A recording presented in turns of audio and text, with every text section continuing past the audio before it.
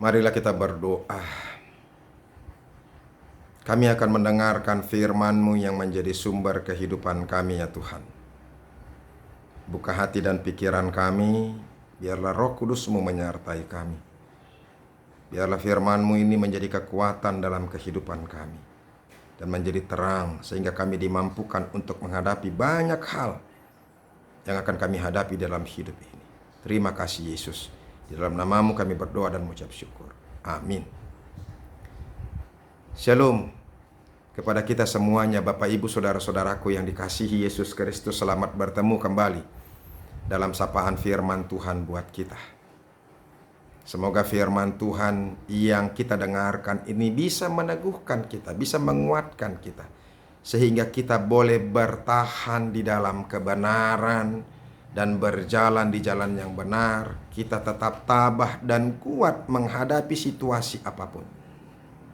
Teruslah merenungkan firman Tuhan.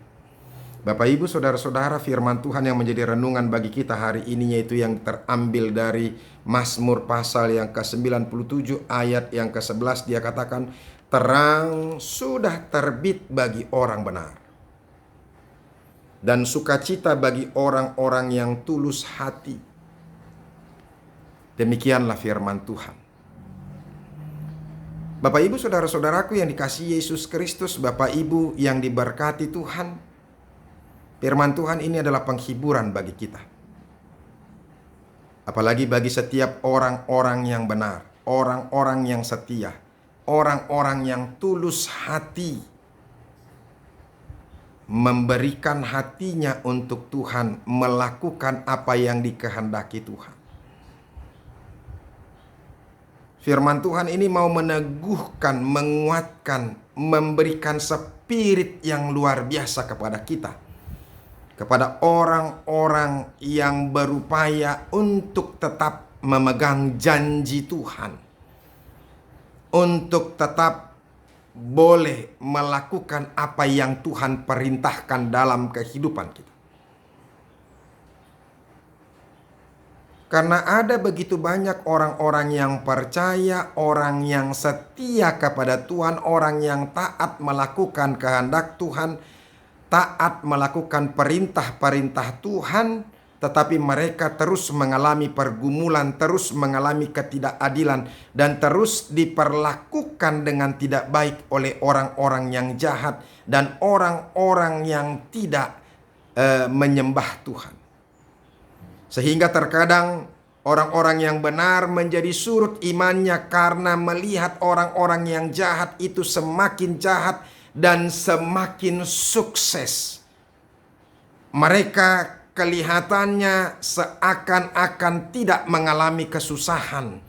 Mereka hidupnya senang, mereka hidupnya bahagia, harta melimpah.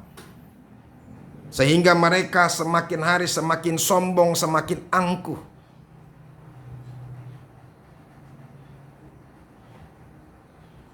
Ada banyak orang-orang yang ketika memberikan hati untuk Tuhan, dia mulai meninggalkan dunia ini hanya untuk mengikuti apa yang Tuhan kehendaki. Memberitakan firman Tuhan, mengajak orang-orang untuk semakin dekat kepada Tuhan, menginjili, berdoa, meneguhkan orang-orang yang lemah, mengunjungi orang-orang yang sakit, dan berdoa bagi mereka. Tetapi mereka mengalami banyak pergumulan dalam kehidupan ini.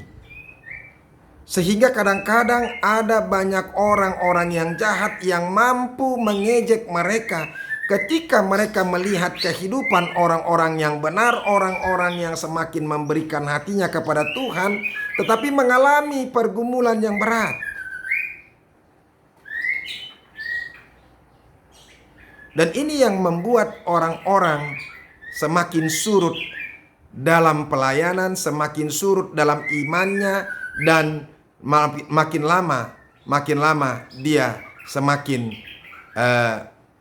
kurang percaya dengan Tuhan. Saudara-saudara, saya mau katakan kepada kita, memang ketika semakin memberikan hati untuk Tuhan, semakin banyak kesulitan. Semakin kita melakukan kebenaran, semakin banyak pergumulan. Semakin kita boleh berlaku jujur dan berlaku adil, maka banyak orang yang membenci kita. Dan makin lama saudara-saudara, berkat dalam tanda petik semakin susah kita dapatkan. Sementara orang-orang yang jahat itu semakin gampang sekali untuk mendapatkan materi, mendapatkan harta, mendapatkan kesenangan. Mereka tampil luar biasa dengan baju, dengan perhiasan, dengan tampilan, dengan pakaian yang serba luar biasa. Makanya lihatlah orang-orang yang kaya-kaya, yang jahat-jahat. Ya kan, dia semakin kaya, dia boleh merawat tubuhnya, boleh menikmati makanan-makanan yang sehat, yang bergizi, dan dia boleh merawat tubuhnya dan ya segala-galanya lah, sehingga dia tampil begitu segar, begitu menawan. Sementara orang-orang yang benar dengan pakaian yang lusuh, kesehatannya mulai berkurang, bahkan tampilannya kelihatan sangat-sangat jelek sekali. Sehingga banyak orang yang benar itu tidak meyakinkan bagi banyak orang. Tetapi saudara-saudara, inilah firman Tuhan, dan ini yang dialami oleh pemazmur Raja Daud dalam hidupnya. Dia percaya bahwa Tuhan adalah Raja, bahwa Tuhan adalah Allah yang berkuasa, Allah yang maha kuasa.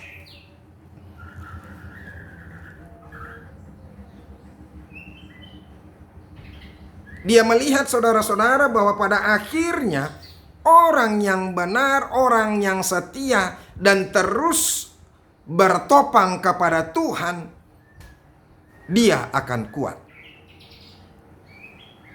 Terang akan muncul dalam kehidupannya. Dia tidak lagi melihat kegelapan itu, tidak melihat kesusahan begitu saja. Hanya melihat kesusahan saja. Makanya firman Tuhan ini sekali lagi coba renungkan pelan-pelan dalam hidup kita. Terang sudah terbit bagi orang benar. Jadi orang-orang yang benar yang selama ini hanya mengalami penderitaan, seakan-akan hidupnya penuh dengan kegelapan, kesusahan, pergumulan yang berat. Lihat ini. Terang sudah terbit bagi orang yang benar. Tuhan tampil memberikan terang itu, memberikan semangat itu. Dan lihat ayat sebelumnya saudara-saudara. Kalau kita lihat ya ayat 7 kalau nggak salah. Semua orang yang beribadah kepada patung akan mendapatkan malu. Orang yang memegahkan diri karena berhala-berhala segala Allah sujud menyembah kepadanya. Jadi pada akhirnya orang-orang yang terlihat hebat itu akan hancur dan takut di hadapan Tuhan. Bahkan ini yang lebih mengerikan lagi sebenarnya kekuatan Tuhan, ya. Kalau dia dimulai ayat 3, api menjalar di hadapannya dan menghanguskan para lawannya sekeliling. Kilat-kilatnya menerangi dunia, bumi melihatnya dan gemetar. Gunung-gunung luluh seperti lilin di hadapan Tuhan. Di hadapan Tuhan seluruh bumi. Artinya Tuhan akan tampil meneguhkan, menguatkan, memberkati, menyertai, mengangkat, memberikan terang yang luar biasa. Sehingga semangat yang baru dari Tuhan akan muncul kepada kita. Dan sukacita bagi orang-orang yang tulus hati akan muncul. Jadi yang selama ini kita mengalami kesedihan, mengalami penderitaan, mengalami pergumulan, sukacita itu akan muncul bagi kita. Bapak Ibu, saudara-saudaraku, bertahanlah, tetaplah setia kepada Tuhan. Tuhan itu adalah Raja, Tuhan itu adalah kekuatan kita. Dia tidak akan pernah membiarkan orang-orang yang benar, orang-orang yang taat, yang setia kepada Dia, kepada firman-Nya, mengalami penderitaan yang terus-menerus tanpa melihat sedikit pun ada terang sukacita bersama Dia. Tidak akan mungkin.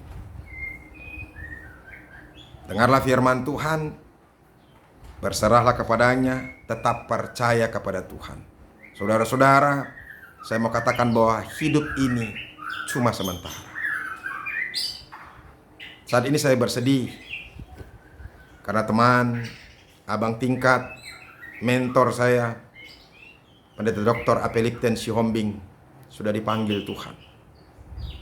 Ketika kita melihat, mendengar bahwa orang yang kita kasihi meninggal, ternyata hidup ini tidak berarti apa-apa. Selesailah. Kebanggaan selesai, harta duniawi selesai, cita-cita sudah selesai. Yang akhirnya saudara-saudara, hanya kehendak Tuhan dan kerajaan Allah itu yang kita harapkan. Ini mengingatkan kita, makanya diingatkan oleh orang-orang bapak-bapak gereja dulu, memento mori. Ingatlah hari kematianmu. Kematian kita semua akan datang. Segala sesuatu akan selesai, berakhir. Maka setialah kepada Tuhan. Lakukanlah yang benar. Jangan lagi mau tinggal dalam kesusahan akan hal duniawi ini. Kalau kita tidak memiliki harta, sudah. Nikmati saja, syukuri saja. Sampaikan kepada Tuhan, Tuhan, aku bersyukur untuk makanan yang boleh aku makan pada saat ini. Itu saja. Aku bersyukur untuk kesehatan yang masih Tuhan berikan kepadaku hari ini. Kalau mataku masih bisa melihat, kalau mulutku masih bisa berkata-kata, kalau telingaku masih bisa mendengar, kalau lidahku masih bisa merasakan sesuatu, bersyukurlah kepada Tuhan. Sebab hidup ini hanya untuk melakukan kehendak Tuhan. Kalau kita boleh makan, itu hanya sekedar menjadi kekuatan dalam tubuh kita yang harus kita pakai untuk apa? Untuk melakukan kehendak Tuhan. Kalau kita berpakaian hanya untuk menutupi diri kita saja, tidak hal-hal yang luar biasa. Tampilan dengan pakaian-pakaian yang baru, pakaian-pakaian yang cantik itu juga tidak berguna. Semuanya akan berlalu. Mari lihat orang-orang yang semakin tua, dia tidak lagi memperhitungkan, tidak lagi memperhatikan hal-hal yang luar biasa akan duniawi ini. Hanya sekedar dia bisa makan, dia nikmati makanannya, dan dia bersyukur kepada Tuhan. Dia bisa berdoa, dia bisa mengajar anak-anaknya, dan dia bisa mengingatkan orang lain, memberitakan firman Tuhan kepada orang lain. Itu sudah cukup, dan itu luar biasa. Semoga firman Tuhan ini bermanfaat bagi kita dan semakin meneguhkan kita. Jangan pernah menyerah. Ingat, jangan pernah menyerah. Tuhan adalah Raja, Tuhan adalah penguasa. Dia akan memberikan kekuatan kepada kita. Tuhan Yesus memberkati. Amin. Terima kasih ya Tuhan untuk firman-Mu yang boleh kami dengarkan. Biarlah kami juga semakin diteguhkan, semakin dihibur oleh firman Tuhan. Apapun yang boleh terjadi, kami tetap semangat dan tidak pernah menyerah. Berkati orang-orang yang mengalami penderitaan pada saat ini, mengalami pergumulan dan mengalami kesedihan, kehilangan orang yang dikasihi. Kami berdoa untuk keluarga Pendeta Apelipten Sihombing yang sudah Engkau panggil. Tuhan berkati mereka semuanya. Hibur mereka, berikan kekuatan daripada Tuhan. Terima kasih Yesus. Dalam nama-Mu kami berdoa dan mengucap syukur. Amin. Saudara-saudara, kita sudah dengarkan firman Tuhan. Tetaplah semangat, tetaplah setia kepada Tuhan. Dan orang-orang yang terus berpegang dan setia kepada firman Tuhan tidak akan pernah dikecewakan oleh Tuhan. Semoga firman Tuhan ini bermanfaat dan memberkati kita. Tuhan Yesus memberkati. Sampai ketemu besok.